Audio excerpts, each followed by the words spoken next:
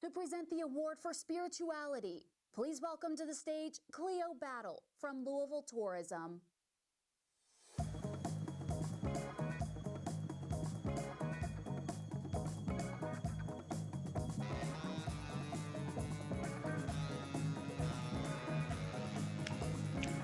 Good evening.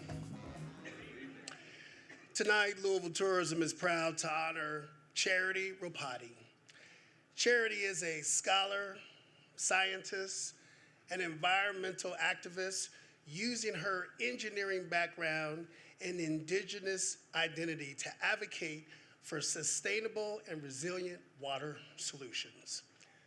Her spirituality shows that protecting the earth and caring for one another is a sacred act.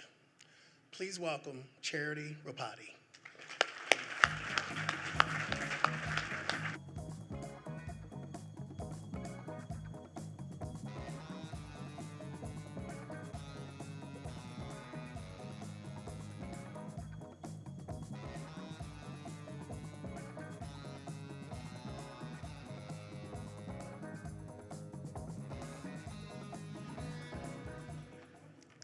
Waka.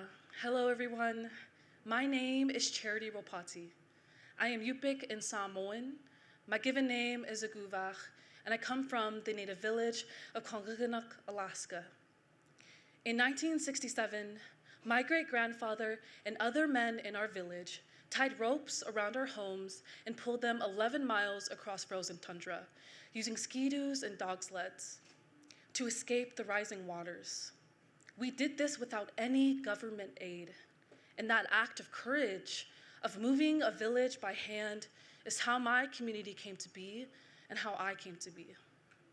It taught me that spirituality is not just belief, but action, the quiet, determined spirit that moves you to protect life and carry your people forward, even when the world tells you that it cannot be done.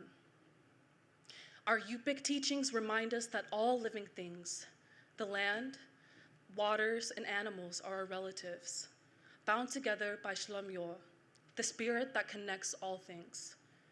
When that sacred balance is broken by those who exploit and disrespect the land, so too is our spirit. Yet despite contributing almost nothing to this climate crisis, our communities bear its greatest consequences. Just 2 weeks ago, Typhoon Halong tore through our region. It devastated communities in western Alaska. Homes drifted into the ocean, and over 2,000 people were evacuated.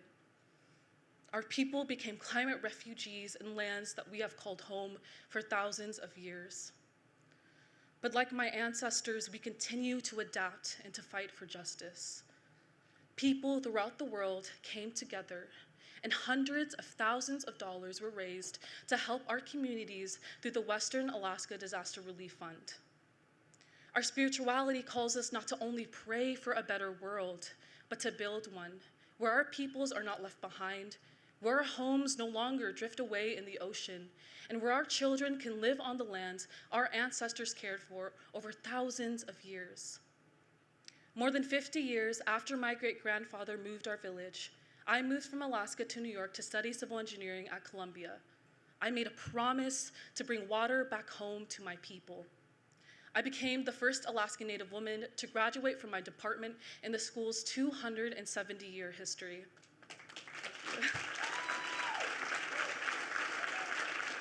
And today, I serve as a water engineer and climate advisor to the United Nations Secretary General, bringing our stories, our truth, and our spirituality to spaces where they have too often been silenced.